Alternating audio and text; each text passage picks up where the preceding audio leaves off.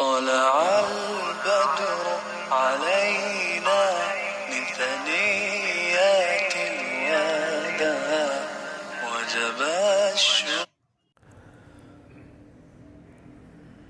یا ایہا الناس اعبدوا، اے لوگو غلامی اختیار کرو، ربکم اپنے پالنے والے کی، جس نے جو تمہیں پالتا ہے، الذی خلقکم جس نے تمہیں بھی پیدا کیا، والذین من قبلکم اور تم سے پہلے لوگوں کو بھی اسی نے پیدا کیا ہے.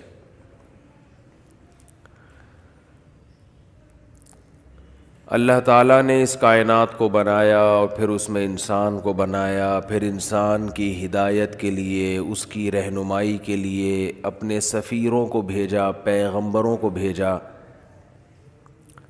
اور وہ تمام کے تمام پیغمبر ایک ہی بات بتاتے رہے کہ ایک خدا پر ایمان لے کر آؤ اور اس کی عبادت کرو، اس کی غلامی کرو. آج پوری دنیا اللہ کی غلامی سے نکلنے کی کوشش کر رہی ہے. دنیا کا سب سے فضول ترین کام عبادت بن گیا ہے. گھر میں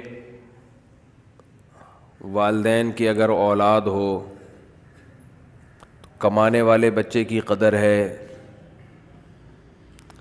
لیکن اگر کوئی دین پہ چل رہا ہے تو اس کی قدر نہیں ہے. گھر کا بھی یہی اصول ہے، ملکوں کے بھی یہی اصول ہیں، اور دنیا کے بھی یہی اصول ہیں کہ انسان سے محبت اس بیس پہ کرتا ہے کہ آپ اس انسان کے لیے کیا کرتے ہیں، اس انسان کے لیے آپ کیا خدمت کر رہے ہیں. اس سے کسی کو بحث نہیں ہے کہ اللہ کے لیے کون کیا کرتا ہے.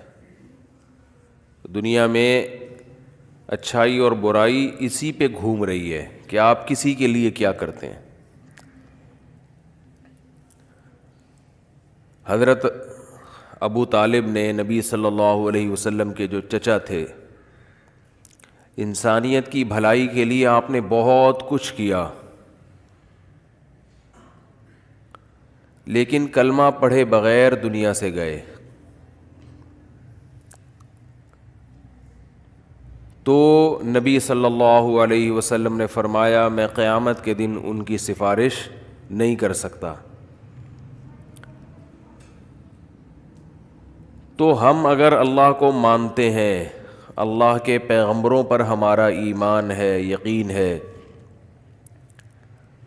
تو صبح سے لے کے رات تک، رات سے لے کے صبح تک اپنی تمام معمولات کو، تمام ایکٹیویٹیز کو، تمام اعمال کو ہم نے یہ سوچ کے گزارنا ہے کہ ہم اس دنیا میں آزاد نہیں ہیں، بلکہ کسی پیدا کرنے والے کے غلام ہیں، اور اس کی رضا کے آگے ہمیں کسی کی پرواہ نہیں ہونی چاہیے. یہ بات خوب اچھی طرح سمجھ لینی چاہیے کہ اسلام کا جو مزاج ہے، مزاج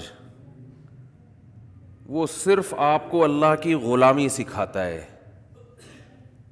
یہی وجہ ہے کہ مجتہدین میں مسائل میں اختلافات بھی ہوتے ہیں، لیکن ان اختلافات کے باوجود دونوں فقہا، دونوں فقیہ، دونوں رائے بالکل ٹھیک ہوتی ہیں، اس لیے کہ دونوں رائے کو فالو کرنے والے کا جو بنیادی مقصد ہے وہ اللہ کی غلامی، بس. تو یہ چیز دیکھی جاتی ہے. اس ویڈیو کو شیئر ضرور کریں، ہو سکتا ہے آپ کے ایک شیئر سے یہ بات کسی کے دل میں اتر جائے.